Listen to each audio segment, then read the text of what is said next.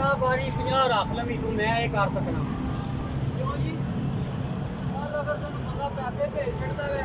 ਉਤਰਾਂ ਦੇ ਐਡ ਤੇ ਜੋੜ ਮੈਂ ਕਿਹਾ ਕਾਲ ਕਰਨਾ ਹੈ जी दोस्तों अस्सलाम वालेकुम क्या हाल है सारे भरावां दा तक लो फ्रैश कबूतर लैके आए हैं सियालकोटी कसूरी डब वाले सब जोड़ियां भी इस्तेमाल होंदे ने ते मैं कहना यंग पट्टियां बट्ठन यंग कबूतर ने दाखे साफ किए जेडे भरा दी समझ विच आउणगे जरूर साडे नाल राबता कर सकदा है ठीक है कार्गो इंशाल्लाह ऑल पाकिस्तान हो जाएगा परिंदे तुहानूं वक्ती दिखा रहे हैं परिंदे 10 किलो होर नाल माशाल्लाह एक परिंदा जेड़ा दिखावांगे वो इंशाल्लाह भेजांगे जिन्हां दोस्तों साडा चैनल सबसक्राइब नहीं कीता वो जरूर सबसक्राइब कर लैणगे RKP यूट्यूब चैनल है ठीक है फेरे में थोड़ा जाना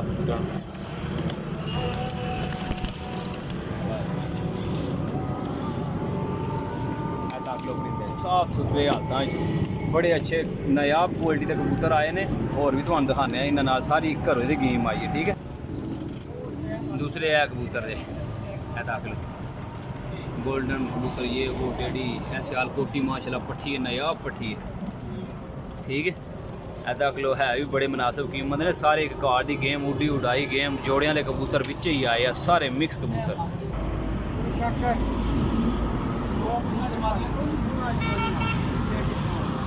ठीक है